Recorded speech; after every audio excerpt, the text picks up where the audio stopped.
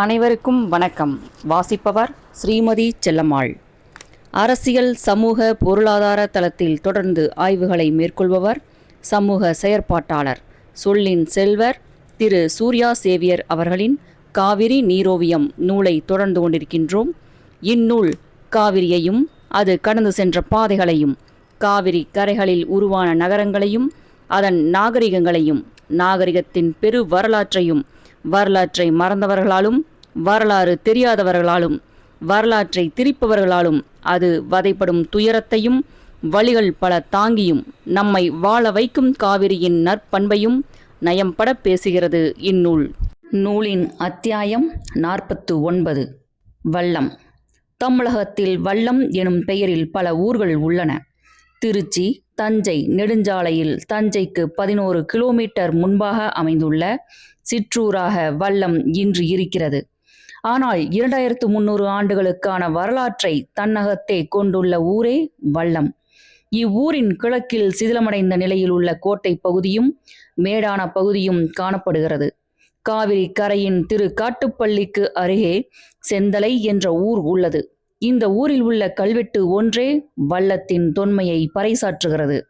இங்குள்ள கோவிலில் முத்தரையர், முற்கால சோழர் மற்றும் பாண்டியர் கல்வெட்டுகள் கிடைக்கின்றன. அதில் முத்தரையர் கல்வெட்டே மூத்தது. கோவிலின் முன் மண்டபத்தில் உள்ள தூண்களில் 4 தூண்கள் உள்ளன. ஆனால் இத்தூண்கள் இக்கோவிலுக்கு உரியவை அல்ல. கல்லணையிலிருந்து திரு காட்டுப்பள்ளி இடையே உள்ள நியமம் எனும் ஊரிலிருந்த காலா பிடாரி கோவிலின் தூண்களாகும். முத்தரைய மன்னன் சுவரன் மாறன் எனும் பெரும்பிடுகு முத்தரையர் ஆயிரத்தளி எனப்படும் நியமத்திலே காலா பிடாரிக்கு கோயிலொன்று எடுப்பித்தான். இன்று கன்னிமார் கோவில் என்றும் பிடாரி கோவில் என்றும் ஊர் மக்களால் வழிபடப்படும் வயல்களுக்கிடையே உள்ள சிறிய மேடுதான் அந்நாளில் காலா பிடாரி கோவிலாக இருந்திருக்க வேண்டுமென்று அறிஞர்கள் கருதுகின்றனர். இங்கிருந்த கோவிலின் தூண்களைத்தான் செந்தலை சிவன் கோவில் முன் மண்டபத்தில் இன்று அமைத்திருக்கிறார்கள். இத்தூண்களில் காணப்படும் கல்வெட்டுகளில் சுவரன் மாறன் இப்பிடாரிக்கு கோவில் எழுப்பிய செய்தியும், அவனது வெற்றிகளும், அவனின் தந்தை மற்றும் பாட்டன் குறித்த தகவல்களையும் காணலாம்.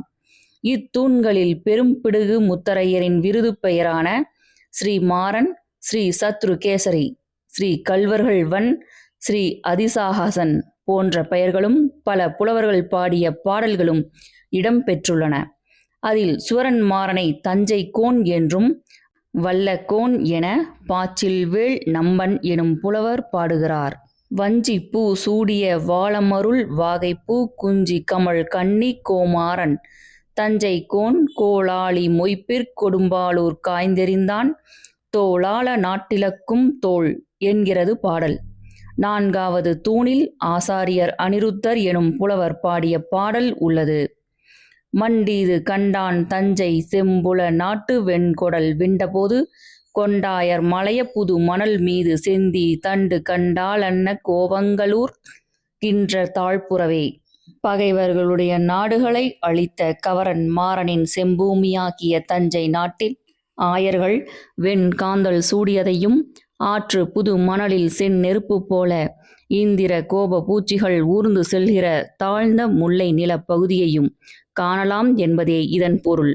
இப்பாடலில் தஞ்சையை செம்புல நாடென்றும் அது முல்லை நில பகுதி எனவும் குறிக்கிறார். பல்வேறு ஆய்வுகளின்படி பல்லவ மன்னன் 2ஆம் நந்திவர்மனுக்கு ஆதரவாக செயல்பட்டு பல்லவ ராஜ்யத்தை உருவாக்க செயல்பட்டவராக சுவரன் மாறன் குறித்த ஆய்வுகள் தெரிவிக்கிறது. சுவரன் மாறனே பெரும்பிடுகு முத்தரையர் எனவும் அழைக்கப்படுகிறார். 8ஆம் நூற்றாண்டின் இடைப்பகுதியில் முத்தரையர்களின் தலைநகரமாக வல்லம் செயல்பட்டுள்ளது. அதன் பின்னர் சோழ மன்னன் விஜயாலயன் தஞ்சையை கைப்பற்றிய பின் வல்லமும் சோழர்கள் வசமாயிற்று. ராஜராஜனின் காலத்தில் சோழர்களின் கருவூலமாகவும் படை வீடாகவும் முக்கிய வணிக நகரமாகவும் வல்லம் செயல்பட்டுள்ளது. பாண்டியர்களின் கல்வெட்டுகளும் இங்கு கிடைத்துள்ளன. விஜயநகர பேரரசு காலத்தில் முக்கியத்துவம் இல்லாமலும் தஞ்சை நாயக்கர்கள் காலத்தில் முக்கியத்துவம் பெற்றும் வல்லம் இருந்துள்ளது. 2000 ஆண்டுகள் வரலாறுகளை கொண்ட வல்லத்தின் முழு வரலாறை அறிய தமிழ் பல்கலைக்கழகத்தின் கல்வெட்டியல் துறை தலைவர் பேராசிரியர் ஒய். சுப்பராயலு தலைமையில் 1984ஆம் ஆண்டில் அகழ்வாய்வு மேற்கொள்ளப்பட்டது. வல்லம் நகரின் வடகிழக்கு மூலையில் கோட்டை பகுதி அமைந்துள்ளது. இவ்வூரின் பிற பகுதிகளில் வேளாண் நிலங்களும் தரிசு நிலங்களும் உள்ளன. இப்பகுதி முழுமையும் சிவப்பு நிறமுடைய இரும்பக களிமண் காணப்படுகிறது. ஆய்வுக்காக கோட்டையின் தெற்கு பகுதியிலும் கோட்டையின் மேற்கு விளிம்பு பகுதியிலும் கோட்டையின் குறுக்கு நெடுக்காகவும் அகழ்வாய்வு குழிகள் தோண்டப்பட்டன. தெற்கு பகுதியில் முதலில் தோண்டப்பட்ட குழியில் 9 மண் அடுக்குகள் காணப்பட்டது. 9வது மண் அடுக்கில் சாம்பலும் கரியும் கலந்த மண்ணும் சில எலும்பு துண்டுகளும் கீறல் குறியீடுகள் கொண்ட கருப்பு சிவப்பு மட்கலன்களும் காணப்பட்டன. கோட்டையின் மேற்கு விளிம்பு பகுதியில் தோண்டப்பட்ட குழியில் 7 மண் அடுக்குகள் வெளிப்பட்டன. முதல் குழியில் கண்டெடுக்கப்பட்ட பொருட்களுடன் ஒரு கட்டிடப் பகுதியின் சிதைவுகள் காணப்பட்டன. கிழக்கு மேற்காக செல்லும் மண் சுவர் ஒன்றும் அதன் தரைப்பகுதியும் காணப்பட்டது. இச்சுவர் சுண்ணாம்பு பூச்சு பூசப்பட்டது. கோட்டை சுவரின் காலத்தை அறிய 9.5 மீட்டர் ஆழம் வரை குறுக்கு வெட்டாக போடப்பட்ட 3வது குழியின் மூலம் இக்கோட்டை சுவர் 2 விதமான பண்பாட்டு காலங்களில் கட்டப்பட்டதை அறிந்தார்கள். இச்சுவரின் முதற்கட்ட காலம் கிபி 7ஆம் நூற்றாண்டு. இது முத்தரையர்களின் காலம். 2வது கட்ட காலம் கிபி 16ஆம் நூற்றாண்டு. இது தஞ்சை நாயக்கர்களின் காலம். 50 ஏக்கர் பரப்பளவில் முட்டை வடிவ அமைப்பை கொண்டு வல்லம் கோட்டை கட்டப்பட்டுள்ளது. கோட்டையின் வடக்கில் வஜ்ர தீர்த்தம் என கூறப்படும் 2வது காலகட்டத்தை சேர்ந்த குளம் உள்ளது. அகழ்வாய்வு முடிவுகளின்படி 3 பண்பாட்டு காலத்தில் இங்கு மக்கள் வாழ்ந்ததற்கான ஆதாரங்கள் கண்டறியப்பட்டது. முதல் பண்பாட்டு காலம் கிமு 3ஆம் நூற்றாண்டு முதல் கிபி 5ஆம் நூற்றாண்டு வரை. 2வது பண்பாட்டு காலம் கிபி 5ஆம் நூற்றாண்டு முதல் கிபி 15ஆம் நூற்றாண்டு வரை. 3வது காலம் கிபி 15 முதல் கிபி 19ஆம் நூற்றாண்டு காலம் வரை என கரிம ஆய்வின்படி உறுதி செய்யப்பட்டது. தமிழி எழுத்துகள் கொண்ட பானை ஓடுகள் கிடைத்தன. மேலும் கருப்பு சிவப்பு மட்கலன்களில் 3 செங்குத்து கோடுகள், செங்குத்து அலைவரி கோடுகள், தமிழி எழுத்தின் மா வடிவம், வில் அம்பு போன்றவையும் குறியீடாக இருந்தது. தமிழக வரலாற்றில் வல்லத்தின் வரலாறு மூத்த வரலாறுகளுள் ஒன்றாக பதிவாகியுள்ளது. வல்லம் குறித்த கல்வெட்டுகள் இலக்கியங்கள் மட்டுமல்லாது பல்வேறு ஆட்சியாளர்கள் காலத்தில் எழுதப்பட்ட செப்பேடுகளிலும் மராட்டிய மோடி ஆவணங்களிலும் அறியலாம். நாயக்கர்களின் ஆட்சி காலத்தில் வல்லத்திலிருந்து ஒரு வைதிக பெண் தஞ்சைக்கு காட்டுப்பாதையில் நடந்து சென்றிருக்கிறாள். தஞ்சையிலிருந்து இதே வழியாக இஸ்லாமிய பக்கீர் சாய்பு ஒருவர் நடந்து வந்து கொண்டிருக்கிறார். வைதிக பெண்ணை 7 கள்வர்கள் மடக்கி பலாத்காரம் செய்யவும் நகைகளை பறிக்கவும் முயன்றிருக்கிறார்கள். அப்பெண் தன்னை காக்க கூக்குரல் எழுப்பியிருக்கிறார். இஸ்லாமிய பக்கீர் சாய்பு அப்பெண்ணை விட்டுவிடும்படி கள்வர்களிடம் போராடியிருக்கிறார். கள்வர்களோ இஸ்லாமிய பக்கீரை கொன்று விடுகின்றனர். தனக்காக உயிர் நீத்த இஸ்லாமிய பக்கீரை பார்த்து அழுகிறாள் வைதீக பெண். உடனடியாக தனது நாக்கை அறுத்து கொண்டு தானும் உயிர் துறக்கிறாள். 7 கள்வர்களிடமிருந்து வைதீக பெண் ஒருவரை காப்பாற்றும் முயற்சியில் உயிர் துறந்த பக்கீர் சாய்புவின் தர்கா தஞ்சை மருத்துவக் கல்லூரி மருத்துவமனை வளாகத்தின் அவசர சிகிச்சை பிரிவுக்கு மேற்கில் உள்ளது. வைதீக பெண்ணை காப்பாற்றும் முயற்சியில் இறந்த பக்கீர் சாய்பும் வைதீக பெண்ணும் இந்த தர்காவுக்குள் அடக்கம் செய்யப்பட்டுள்ளனர். இஸ்மாயில் ஷா தர்கா என அழைக்கப்படும் இந்த தர்காவில் முஸ்லிம்கள் அல்லாதவர்களும் இருவரையும் இன்றளவும் வழிபடுகின்றனர். தஞ்சாவூர் மன்னர் ரகுநாத நாயக்கர் கிபி 1614இல் இந்த தர்காவிற்கு 1500 குழி நிலம் எழுதி வைத்திருக்கிறார். இது வல்லம் செப்பேடு என அழைக்கப்படுகிறது. தஞ்சைக்கும் வல்லத்திற்கும் தற்போது உள்ள பாதையே செப்பேட்டிலும் வருகிறது. இப்போதைக்கு மேலும் மெருகூட்டும் வகையில் காசி ராமேஸ்வரத்து பாதை, மெக்கா மதினா பாதை என தஞ்சை வல்லத்து பாதையை செப்பேடு கூறுகிறது. தஞ்சை என்றவுடன் நினைவில் வருவது ராஜராஜ சோழன் காலத்தில் கட்டப்பட்ட பெருவுடையார் கோவில்தான். அதற்கு முன்பு கிபி 7ஆம் நூற்றாண்டில் உருவான பக்தி இயக்கம் எனும் சமய இயக்கமும் அதையொட்டி காவிரி கரை முழுவதும் எழுந்த கோவில்கள் பற்றியும் சுருக்கமாக அறிவதன் மூலம் காவிரி கரை நகரங்களின் பண்பாட்டு வாழ்க்கை முறையை எளிமையாக அறியலாம். இவ்வாழ்க்கை முறையே அப்பகுதி மக்களின் அனைத்து நடவடிக்கைகளிலும் வெளிப்பட்டு நிற்கிறது. காவிரி உருவாக்கி கொடுத்த முழு வளமையை காவிரியில் வாழும் அனைத்து மக்களுக்கும் சென்று சேராமல் ஆதிக்க வர்க்கத்தினரின் காலடியில் வெகு மக்களை வண்டியிட வைக்கும் வேலையைத்தான் உலகில் உள்ள எல்லா மதங்களும் பக்குவமாக செய்கிறது. அது சட்டங்கள் மூலமாக மட்டுமே மக்களை அடக்கி ஆளவில்லை. 2000 ஆண்டுகளாக இங்கு நடந்து கொண்டிருக்கும் வரலாற்று சுருக்கத்தை அடுத்து அறியலாம். நூலின் அடுத்த அத்தியாயம் 50. சமய இயக்கம், காரைக்கால் வள்ளலார். பழமையான தமிழகத்தில் வரையறுக்கப்பட்ட அல்லது நிறுவனமயமாக்கப்பட்ட சமயம் இருந்ததில்லை என்பதற்கு தொல்காப்பியத்திலேயே குறிப்புகள் உண்டு. இந்த நிலத்திற்கு இந்த தெய்வம் என்றே தொல்காப்பியம் கூறுகிறது. நிலத்தில் உள்ளவர்களுக்குரிய தெய்வம் என்பதோடு முடிந்து விடுகிறது. அதை பற்றி உயர்த்தி கூட பேசுவதில்லை. மனை உரை தெய்வம் என்றும் தொல்காப்பியம் பேசுகிறது. குடும்பத்திற்கென்று ஒரு கோவில், ஒரு சாமி என்பதே அது. 10 பாட்டும் 8 தொகையும் படித்தால் அங்கே காணப்படும் முருகன் மறி அறுத்து அக்குருதியை திணையில் விரவி படைத்து வழிபடப்படுகிறார். ஒரே கடவுளை வழிபடுவதில் அனைவரும் ஒரே கருத்தோடு வழிபடுவதில்லை. அவரவர் மனப்பக்குவத்திற்கு ஏற்றவாறு வழிபடுகிறார்கள். முருகனை ஏன் வழிபடுகிறீர்கள் என ஒருவரை கேட்டால் அவன் என்றும் இளையவன், அழகியவன், அதனால் வழிபடுகிறேன் என்பார்.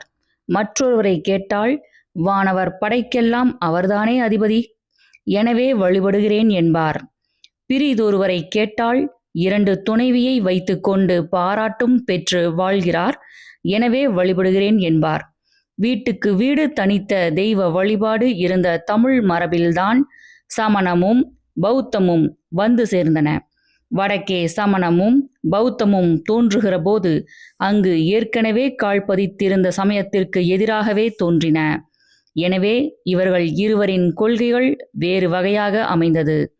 தமிழகத்தில் சமணம் பரவிய போது அதை மிகவும் விருப்பத்தோடு ஏற்ற பகுதி தென் தமிழகம்தான். மதுரை, திருநெல்வேலி, கன்னியாகுமரி வரை பரவி நின்றது. கூன் பாண்டியன் ஆட்சி காலத்தில் சமணம் பெருகியதற்கு பெரிய புராணம் கூறும் செய்தி ஒன்று உண்டு. சைவத்திற்கு 2 பேர்தான் மிச்சம்.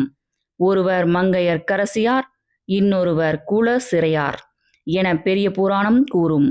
சமணத்தை தென்பகுதியிலிருந்து நீக்கி சைவத்தை வளர்ப்பதற்குத்தான் ஞான சம்பந்தரை திருமறை காடு என அன்று அழைக்கப்பட்ட வேதாரண்யத்திலிருந்து மதுரைக்கு அழைத்து வருகிறார்கள். புலால் உண்ணாமை என்பது சைவ மதத்தின் கொள்கை அல்ல. சிறு தொண்டர் வரலாற்றை சேக்கிழார் பேசும்போது அங்கு சிவபெருமான் வந்து எனக்கு பசுவை அறுத்து கறி செய்து தர வேண்டும் என கேட்கிறார். அதற்கு சிவனடியராகிய சிறு தொண்டர் பதில் சொல்கிறார். முன்னிறையும் உடையேன் எந்த வகை வேண்டும் என்கிறார். 3 வகையான நிறை என்பது ஆடு, மாடு, எருது. எனவே புலால் உண்ணாமை என்பது சைவத்தின் அடிப்படை அல்ல. சைவ உணவு விடுதி என்று போடுவதற்கு பதிலாக சமண விடுதி என்று போடுவதே பொருத்தமானது. ஏனெனில் புலால் மறுப்பை கொள்கையாக கொண்டிருந்தது சமணமே. நம்மிடம் இன்று இருக்கிற அறநூல்கள் அனைத்தும் சமணர்கள் தந்த கொடைதான். எவ்வளவு உயர்த்தி கத்தினாலும் வள்ளுவரை சைவராக்க முடியாது, வைணவராக்கவும் முடியாது. அவரை கிறித்தவராக்கவும் ஒரு முயற்சியை செய்து பார்த்தார்கள், ஆனால் முடியாது. வள்ளுவர் சமணர் என்றால் மறுக்கவும் முடியாது. பரந்த உள்ளம், தூய உள்ளம், அன்பு உள்ளம், பெரிய உள்ளம், தொல் உலக மக்களெல்லாம் ஒன்றே எனும் தாயுள்ளம் வள்ளுவருக்கே இருந்தது. வள்ளுவத்தில் சமணத்திற்கே மிகுந்த இடமும் இருந்தது. சமணமும் பௌத்தமும் இங்கு சிக்கலை சந்தித்த ஒரே இடம் எதுவென்றால் இருவரும் மொழியால் மாறுபட்டிருந்தனர். சமணம் அர்த்தமாகதியையும் பௌத்தம் பாலி மொழியையும் பிராகிருதத்தையும் அதிகமாக பயன்படுத்தியதால் மொழியால் இவர்கள் வேறுபட்டவர்கள். இங்கு வந்து சமயத்தை நிறுவுகிறார்கள் என சொல்ல மற்றவர்களுக்கு ஒரு வாய்ப்பு உருவானது. அப்படி பேச முயன்றவர்களால் உருவானதே 7ஆம் நூற்றாண்டில் உருவான பக்தி இயக்கம். பக்தி இயக்கம் என அவர்கள் சொல்லவில்லை, அதை புரிந்து கொண்டவர்கள் வைத்த பெயர்தான் அது. 7ஆம் நூற்றாண்டு எனும்போது திருநாவுக்கரசர்தான் தோற்றுவித்தார் என கருதுவார்கள். ஆனால் பதிக பெருவழி என்பதை முதலில் உருவாக்கியவர் 5ஆம் நூற்றாண்டில் வாழ்ந்த காரைக்கால் அம்மையாரே. காவிரி உருவாக்கிய வனமே அது. காரை வனம் என்பதையே காரைக்கால் என அழைக்கிறார்கள். காரைக்கால் அம்மையார் பாடிய பதிக பெருவழிக்கு ஆதாரமாக எது கூறப்படுகிறது எனில், திருஞான சம்பந்தர் ஒவ்வொரு ஊராக சென்று அங்குள்ள கோவில்களில் பதிகம் பாடி வணங்குகிற போது திருவாலங்காட்டுக்கு போகிறார். அந்த ஊருக்குள்ளே நுழைவதற்கு தயங்குகிறார். காரைக்கால் அம்மையார் தலையால் நடந்த ஊருக்குள்ளே நான் கால் வைத்து உள்ளே நுழையலாமா என கருதி வெளியே தங்கிவிடுகிறாராம். எனவே அது காரைக்கால். அந்த ஊரில் உள்ள இறைவன் இவருடைய கனவில் தோன்றி, என்னை பாட மறந்தாயோ என கேட்டு ஒரு பதிகத்தை பாடி வாங்கி வைத்து கொண்டாராம். இக்குறிப்பு பெரிய புராணத்தில் காணப்படுகிறது. தேவார பதிப்புகளில் பதிகங்கள் பாடப்பட்ட முறைக்கு அடங்கன் முறை என பெயர். அது பன்முறை, தளமுறை என இருவகையாக உண்டு. அதில் முதலில் காரைக்கால் அம்மையார் பாடிய அற்புத திருப்பதிகத்தை தான் போட்டிருப்பார்கள். அதன் பின்னர்தான் அடங்கன் முறையே தொடங்கும். ஆக 5ஆம் நூற்றாண்டிலேயே காரைக்கால் அம்மையார் பதிக பெருவழியை தோற்றுவித்தார் என்பார்கள். ஆனால் திருநாவுக்கரசரும் அவரைவிட வயதால் இளையவருமான திருஞான சம்பந்தரும் 7ஆம் நூற்றாண்டில் சைவ சமய இயக்கத்தை முன்னெடுத்து சென்றார்கள். தமிழகம் முழுவதும் இதேபோல பாடல்களை பாடி ஆழ்வார்கள் வைணவ சமயத்தை இங்கே நிலைநிறுத்தி இருக்கிறார்கள். பெரும்பான்மையாக பார்த்தால் ஒன்று தெளிவாகிறது. சைவம் சமணத்தை எதிர்த்தது, வைணவம் பௌத்தத்தை எதிர்த்தது. இவர்கள் இருவரும் சேர்ந்து நாத்திக சமயம் என அழைக்கப்பட்ட சமண பௌத்தத்தை வெளியேற்றினர் என்பதே வரலாறு காட்டும் உண்மை. இவர்கள் எப்படி போய் மக்களை அணுகினார்கள் என்றால், எளிய தமிழ் மூலமே அணுகினார்கள். ஏழை அடியார் அவர்கள் யாவர் சொன்ன சொல் மகிழும் ஈசன் என்று பாடுகிறார் திருஞான சம்பந்தர். அந்த ஏழை பாடுகிற இசையை உவந்து ஏற்கிற இறைவன் என்கிறார். 7ஆம் நூற்றாண்டில் அதுதான் எளிய தமிழ். சமணத்தின் 63 சான்றோர்களை அழித்து மக்களை உளவியல் ரீதியாக தனக்குள் நிலைநிறுத்தியதே 63 நாயன்மார்கள் எனும் உருவாக்கம். வைதிக மதத்தின் சடங்கு மற்றும் சாதி கோட்பாடுகளுக்கு எதிராக தொடங்கிய மதமே சமணம். பௌத்தத்திற்கு காலத்தால் மூத்தது. சமண மத கோட்பாட்டின்படி அது காலத்திற்கு உட்படாதது. நிகழ் ஊழி காலத்தில் 24 தீர்த்தங்காரர்களால் போதிக்கப்பட்டு வளர்க்கப்பட்டது என கூறப்படுவது. வரலாற்றின் குறிப்பில் இடம்பெற்றோர் 23 மற்றும் 24ஆம் தீர்த்தங்கரர்களான பாசுவநாதரும் மகாவீரரும் மட்டுமே. கடவுளின் இருப்பையும் அவனால் உலகம் உருவாக்கப்பட்டது என்பதையும் மொத்தமாக மறுப்பது சமணம். ஆசை விடுத்து வினை நீங்கி இன்னா செய்யாது அறிவனாக உயர்வது மனிதனால் இயலும் என்பதை விளக்குவது. சமணம் 5 வளர் நிலைகளின் இறுதி நிலையை முழு நிலை என குறிப்பிடும். அந்நிலையை பஞ்ச பரமேஷ்டிகள் என அழைப்பார்கள். அந்த 5 நிலைகள் துறவி, ஆசிரியர், ஆச்சாரியார், அருகர், சித்தர் என்பதாகும். அச்சான்றோர்களை வழிகாட்டியாக கொண்டு போற்றி வணங்கி வந்ததால் உருவ வழிபாடு சமணத்தில் நுழைந்தது. கிபி 1ஆம் நூற்றாண்டில் நெறிமுறைகள் மற்றும் கருத்துக்களில் தோன்றிய வேற்றுமை திகம்பரம், ஸ்வதேம்பரம் என இரண்டானது. அதனுள்ளும் மேலும் சில உட்பிரிவுகள் பின்னர் உருவானது. சமண தொல் கதைகள் பல இந்திய மொழிகளில் உள்ளன. பிராகிருதம், வடமொழி, சௌரசேனி, குஜராத்தி, கன்னடம், தமிழ் ஆகியவற்றில் இதை காணலாம். திகம்பரருக்குரிய மகா புராணம், திரை சஷ்டி லட்சண மகா புராண சங்கிரக மற்றும் ஸ்வதேம்பரருக்குரிய கல்பசூத்திரம், திரை சஷ்டி, சாளக புருஷ் சரிதம் ஆகிய தொல் கதைகள் தீர்த்தங்கர்கள் உள்ளடக்கிய 63 சமண பெருமக்களின் வாழ்க்கை கதையை சமய கோட்பாட்டுடன் விவரிக்கின்றன. இவை 9ஆம் நூற்றாண்டில் எழுத்து வடிவம் பெற்றாலும் பத்திர பாகுவின் காலமான கிமு 3ஆம் நூற்றாண்டில் இத்தொல் கதைகள் தொடக்கம் பெறுவதாக கருதுகின்றனர். அந்த 63 யாரெனில், தீர்த்தங்கர்கள் 24, சக்கரவார்த்திகள் 12, பல தேவர்கள் 9, வாசுதேவர்கள் 9, பிரதி வாசுதேவர்கள் 9, மொத்தம் 63. தமிழகத்தில் மன்னர்களின் அதிகார பலத்தோடு சைவத்திற்கு மக்கள் கட்டாய மதமாற்றம் செய்யப்பட்ட போது மக்களை சட்டத்தால் மட்டுமே ஒரு மதத்தில் நிலை பெற வைக்க முடியாது என்பதால் அவர்களை உளவியல் ரீதியாக திருப்திப்படுத்த 63 உருவாக்கிட வேண்டிய தேவை ஏற்பட்டது. சுந்தரர் தனது திருத்தொண்டர் தொகையில் 60 பேரை குறிப்பிடுவார். சேக்கிழாரின் நெடுங்கணக்கில் சுந்தரர் அவரின் தாய் தந்தையையும் சேர்த்து 63 விடுகிறார். இப்படித்தான் 63 நாயன்மார்கள் உருவாக்கப்பட்டார்கள். அதன் பிறகு அதை நிலைநிறுத்த தொடர் நடவடிக்கைகளும் மேற்கொள்ளப்பட்டது. ஒன்றை உருவாக்குவது, அதை நிலைநிறுத்த அடுத்தடுத்து அதையொட்டி உருவாக்குவது. பெரும்பாலோரின் உருவாக்க சிந்தனைகள் இதை ஒட்டியதுதான். பதிகம் பாடும் நாயன்மார்கள் தன்னோடு 100கணக்கானோர் பின்தொடர ஒரு ஊர் வந்து சேர்வார்கள். நடைப்பயணம்தான். அந்த ஊரிலே உள்ள இயற்கை காட்சிகளை பற்றி பாடுவார்கள். பரும்பொருள் என்ற ஒன்று எங்கோ இருக்கவில்லை, அது இங்கேயேதான் இருக்கிறது என பாடி செல்வார்கள். ஒவ்வொரு பதிகங்களிலும் உள்ள பாடல்களை உற்று நோக்கினால் அந்தந்த ஊர் சார்ந்த காட்சிகளாகவே இருக்கும். திருஞான சம்பந்தர் காவிரியின் திருவையாறுக்கு போகிறார். அங்கு ஒரு பாடல் பாடுகிறார். புலனைந்தும் பொறி கலங்கி நெறி மயங்கி அறிவு அழிந்திட்டு ஐமேல் உந்தி அளமந்த போதாக அஞ்சேல் என்று அருள் செய்வான். அமரும் கோவில் வலம் வந்த மடவார்கள் நடமாட முழவு அதிர மலை என்று அஞ்சி சில மந்தி அளவந்து மரமேறி முகில் பார்க்கும் திருவையாறே. அதாவது உள்ளூருக்கு முதன்மை கொடுத்து பாடுவதே இதன் நோக்கம்.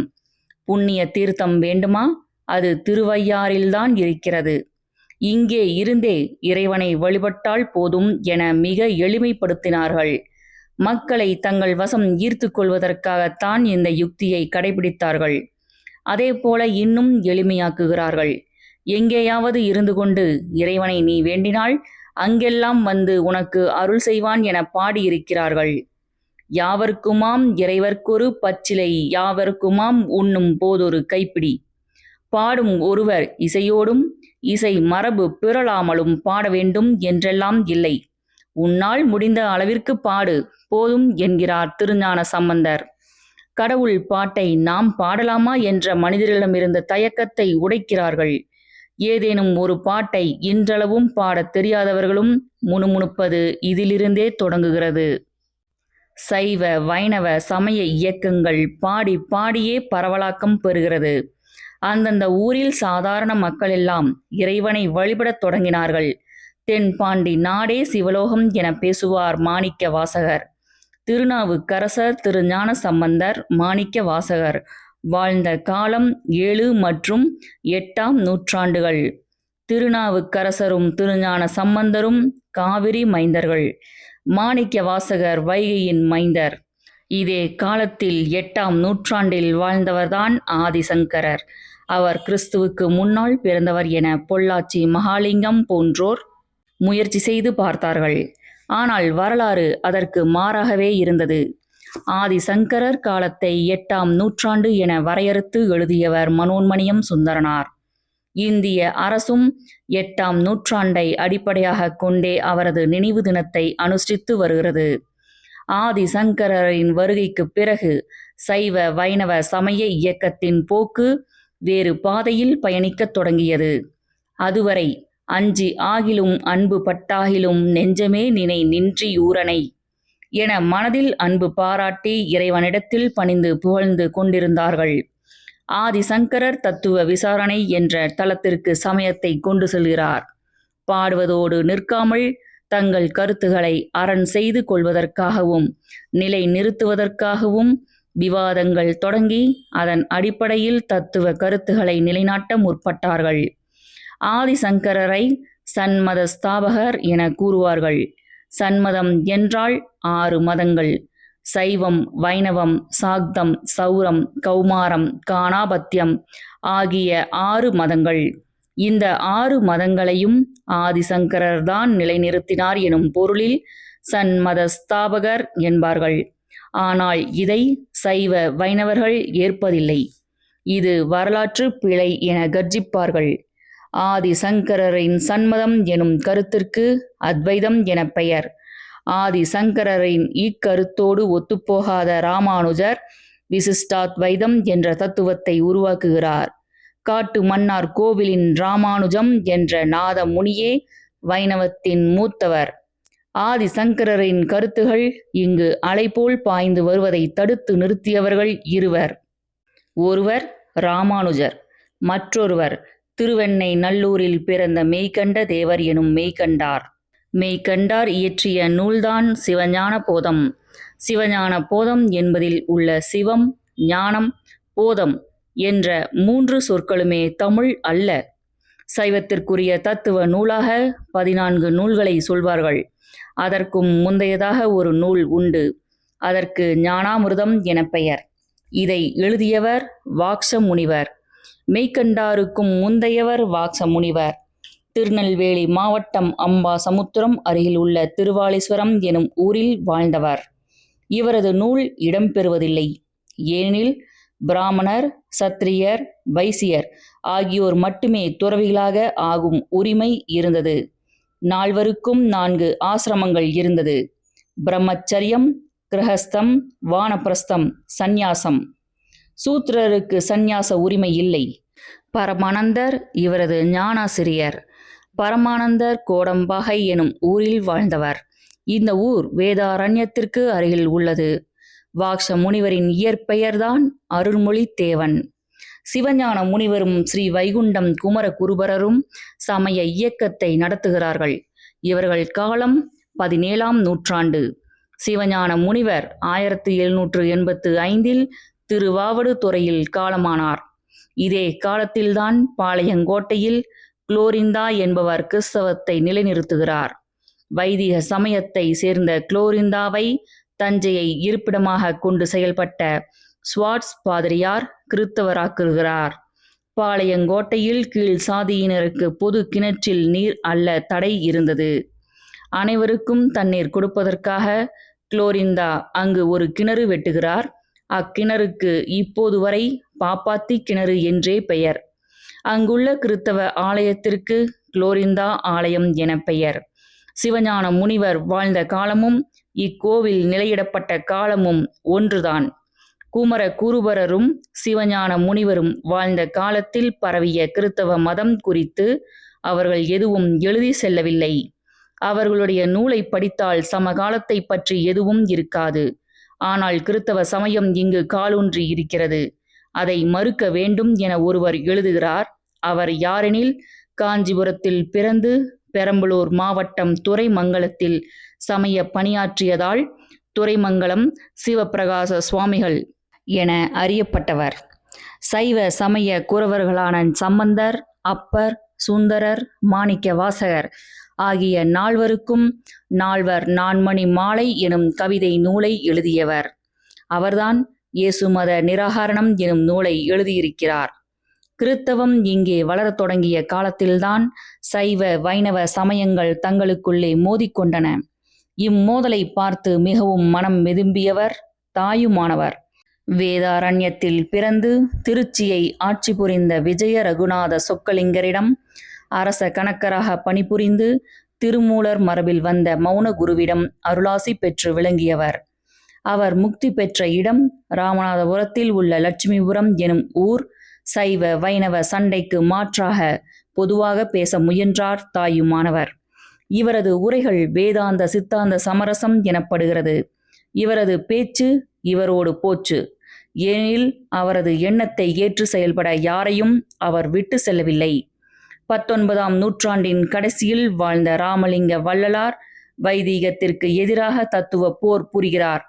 1823 அக்டோபர் 5ஆம் தேதி சிதம்பரம் அருகே மருதூர் எனும் ஊரில் பிறந்து 1874 ஜனவரி 30ஆம் தேதி சித்தி வளாகம் எனும் அறைக்குள் சென்று தாளிட்டு கொண்டார். அதன் பிறகு என்ன ஆனார் என்று இதுவரை துலங்கவில்லை. அவர் வைதிகத்தோடு நடத்திய போராட்ட வரலாற்றை படித்தால் என்ன நடந்திருக்கும் என யூகிக்க முடியும். தனது 51 ஆண்டுகால வாழ்க்கையில் 1858 முதல் 1874 வரை 16 ஆண்டுகாலம் தீவிரமாக செயல்பட்டவர். மருதூரில் பிறந்தாலும் சென்னையிலேயே வளர்ந்தார். தமிழில் புலமை பெற்றவர். இளம் வயதிலேயே பாடல்கள் எழுதினார். சங்கராச்சாரியருடன் தமிழ் சமஸ்கிருதம் குறித்து விவாதம் செய்தார். சமஸ்கிருதம் மாத்ருபாஷா என்று சொன்ன சங்கராச்சாரியிடம் அப்படியெனில் தமிழ் பித்ருபாஷா என ஓங்கி அடித்தவர். இருவருக்குமான விவாதம் பிரசித்தி பெற்ற வரலாற்று பதிவுகளாக இருக்கிறது. அவரது ஆரம்பகால பாடல்கள் தெய்வமணி மாலை எனும் நூல் 1851 வெளியிடப்பட்டது. அதில்தான் மிகவும் பிரபலமான பாடல் ஒன்று உள்ளது. ஒருமையுடன் நினது திருமலரடி நினைக்கின்ற உத்தமர்தம் உறவு வேண்டும். உள்ளொன்று வைத்து புறமொன்று பேசுவார் உறவு களவாமை வேண்டும். பெருமை பெறும் நினது புகழ் பேச வேண்டும். பொய்மை பேசாதிருக்க வேண்டும். பெரு நெறி பிடித்தொழுக வேண்டும். மதமான பேய் பிடியாதிருக்க வேண்டும். மதமான பேய் என்றார் பாருங்கள். இன்றைய காலத்தில் இப்பேய் பலருக்கு பிடித்திருக்கிறது. வள்ளலார் வழி நின்று விரட்டியடிக்க வேண்டும். 1858 நடராஜரை தரிசிக்க சிதம்பரம் வருகிறார். தீட்சிதர்கள் நடந்து கொண்ட விதம் அவருடைய சமய பாதையை புரட்டி போடுகிறது. 1865 சமரச சுத்த சன்மார்க்கம் எனும் இயக்கத்தை கருங்குழி எனும் இடத்தில் நிறுவுகிறார். 1867 கருங்குழியிலிருந்து வடலூருக்கு வந்து சமரச வேத தரும சாலையை ஏற்படுத்துகிறார். அன்னதானம் அளிக்கத் தொடங்கினார். அன்று அவர் பற்ற வைத்த அடுப்பு இன்று வரை எரிந்து கொண்டிருக்கிறது. பற்ற வைத்தது அடுப்பு மட்டுமல்ல, அந்த நெருப்புதான். தமிழக முதல்வர் மாண்புமிகு மு.க. ஸ்டாலின் அவர்களால் 2022 அக்டோபர் 5 அறிவிப்பின் மூலமாக தனிப்பெருங்கருணையான அவருக்கு அருட்பெருஞ்சோதியாக தொடர்ந்து எரியவிடப்பட்டிருக்கிறது. வள்ளலார் எழுதியவை அனைத்தும் 6 திருமுறைகளாக தொகுக்கப்பட்டு 1857 அவரது முதல் மாணவரான தொழுவூர் வேலாயுத முதலியாரால் பதிக்கப்பட்டு அருட்பா எனும் பெயரில் வெளியிடப்பட்டது. அது அருட்பா அல்ல, மருட்பா என வைதிக கூட்டம் கிளம்பியது. 6 திருமுறைகளில் 5 திருமுறைகள் சிவனை போற்றி பாடுவது. 6ஆம் திருமுறையானது வர்ணாசிரம சனாதானத்தின் சங்கை நெரித்தது. தந்தை பெரியார் குடியரசு இதழில் 6ஆம் திருமுறையை தொடர்ந்து வெளியிட்டார். 6ஆம் திருமுறையிலுள்ள பாடல்களில் உதாரணத்திற்கு ஒரு பாடல் இதோ. சாதியிலே, மதங்களிலே, சமய நெறிகளிலே, சாத்திர சந்தடிகளிலே, கோத்திர சண்டையிலே, ஆதியிலே அபிமானத்து அலைகின்ற உலகீர், அலைந்தலைந்து வீணே நீர் அழிதல் அழகளவே, நாள் வர்ணம் ஆசிரமம் ஆசாரம் முதலா நவின்ற கலை சரிதம் எல்லாம் பிள்ளை விளையாட்டே, மேல் வருணம் தோல் வருணம் கண்டறிவார் இலை நீ விழித்திது பார் என்றனுக்கு விளம்பிய சத்குருவே. நாள் வருணம் என்பது பிள்ளை விளையாட்டு என்று ஒரே போடாய் போட்டுடைத்தார் வள்ளலார். 1874 ஜனவரி 30 சித்தி வளாகம் அறைக்குள் சென்று கதவை அடைத்தவர் பிறகு வெளியே வரவில்லை. வடலூர் வட்டாரமெங்கும் பதட்டம் பற்றி கொண்டது. 3 மாதம் கழித்து அன்றைய தென்னார்காடு மாவட்ட கலெக்டர் J.H. காஸ்டின் கதவை உடைத்து திறந்தார். எலும்பு சாம்பல் என எதுவும் இல்லை. பின்னாளில் ஜோதியில் கலந்துவிட்டதாக சொல்லப்பட்டது. அவரது அட்பாவை மருட்பா என்றவர்கள் வள்ளலார் தற்கொலை செய்து கொண்டதாக எழுதினர். அவரது இறப்பு குறித்து இன்று வரை துலங்கவில்லை. பேராசிரியர் மங்கள முருகேசன் என்பவர் ஆய்வு செய்து கற்பூரத்தை வைத்து எரித்து கொன்றிருக்கலாம் என எழுதினார். வைதீக ஆதிக்கத்தை எதிர்த்தால் ஜோதியில் கலந்து விட்டார்கள் எனும் கதை வள்ளலாருக்கு மட்டுமே உரியதல்ல. காலம் காலமாக கொலைகளை செய்து கொண்டே கொல்லாமை பேசி பயணப்படுகிறது வைதீகம். காவிரி கரைகளில் 1000 நம்பிக்கைகள் விதிக்கப்பட்டு அது தமிழகத்தின் நம்பிக்கைகளாக பரவலாக்கப்பட்டிருக்கிறது. பதிகம் பாடுவதும் அதையடுத்து தத்துவ விசாரணைகளில் ஈடுபட்ட சமய இயக்கங்களின் முதல் நிறுவனமயப்படுத்தப்பட்ட ஏற்பாடுகளே மடங்கள். இம்மடங்கள் காவிரி கரையெங்கும் இருக்கிறது. ஆனால் மடங்களை நிர்வகிப்பதில் சூத்திரர்களுக்கு உரிமையில்லை என சோழர்கள் காலத்தில் வைதிக சமயத்தார் தூண்டுதலோடு மடங்கள் இடிக்கப்பட்டுள்ளது. இதற்கு குகை இடி கலகம் என்கிறது வரலாறு. அடுத்து குகை இடி கலகம் பற்றி அறியலாம். தேவாரம் பாடல் பாடப்பெற்ற தலங்கள் என்பது 63 நாயன்மார்களில் மிக பிரசித்தி பெற்ற நாயன்மார்களான திருஞான சம்பந்தர், திருநாவுக்கரசர் மற்றும் சுந்தரர் ஆகிய 3 நாயன்மார்கள் அந்த ஊரின் கோவிலுக்கு வந்து இறைவனை பாடி போற்றிய கோயில்கள். அந்த வரிசையில் மொத்தம் 274 சிவத்தலங்கள் உள்ளன. அவைகளில் பெரும்பாலான கோவில்கள் காவிரி கரைகளிலேயே உள்ளது. காவிரியின் வடகரையில் 63 கோவில்களும் காவிரியின் தென்கரையில் 128 கோவில்களுமாக காவிரி கரையில் மட்டும் மொத்தமுள்ள 274 கோவில்களில் 191 கோவில்கள் உள்ளன. தமிழகத்தில் தற்போதுள்ள மாவட்டங்களின் அடிப்படையில் கன்னியாகுமரி, தூத்துக்குடி, திண்டுக்கல், பெரம்பலூர், தேனி, சேலம், தருமபுரி, கிருஷ்ணகிரி, நீலகிரி, செங்கல்பட்டு ஆகிய மாவட்டங்களில் 3 நாயன்மார்களால் தேவாரம் பாடப்பட்ட சிவத்தலங்கள் இல்லை. தமிழகத்தை தவிர புதுச்சேரியில் 5, ஆந்திராவில் 2, கேரளா, கர்நாடகாவில் தலா 1, மற்றவை தமிழகத்தின் பிற மாவட்டங்களிலும் உள்ளன. சமய இயக்கம் உருவான சுருக்கமான இப்பின்னணியோடு தஞ்சைக்குள் பயணப்படுவோம். நூலின் இப்பகுதி இத்துடன் நிறைவடைகிறது. மேலும் மகாகவி பாரதியாருடன் பயணித்த திரு வ. ராமசாமி அவர்கள் எழுதிய பாரதியார் அவர்களின் வாழ்க்கை வரலாற்றை கூறும் மகாகவி பாரதியார் மற்றும் திரு மதன் அவர்கள் எழுதிய வந்தார்கள் வென்றார்கள், சமூக வரலாற்று ஆய்வாளர் திரு சே. திவான் அவர்கள் எழுதிய வர சொன்னார்கள் வந்தார்கள் வென்றார்கள் மற்றும் கவி பேரரசு திரு வைரமுத்து அவர்கள் எழுதிய தமிழாற்றுப்படை, எழுத்தாளர் திருமதி ரோண்டா பைன் அவர்கள் எழுதிய மாயாஜாலம், மகாபாரதத்தின் மாறுபட்ட பக்கங்களை கூறும் எழுத்தாளர் திரு எஸ். ராமகிருஷ்ணன் அவர்கள் எழுதிய உப பாண்டவம், மலையாள எழுத்தாளர் திரு ஆனந்த் நீலகண்டன் அவர்கள் எழுதிய அசுரன், வீழ்த்தப்பட்டவர்களின் வீர காவியம் ராவணன் மற்றும் அவனது இனத்தாரின் கதை, மேலும் பாரதியார் கவிதைகள், ஔவையார் இயற்றிய நல்வழி மற்றும் நீதி நூல்கள் பற்றிய வலையொலி குறும்படங்கள் ஒளிவடிவில் கேட்க ஸ்ரீமதி செல்லம்மாள் வலையொலி அலைவரிசையை பதிவு செய்யுங்கள். செல்லம்மாள் தொடர்வாள். நன்றி, வணக்கம்.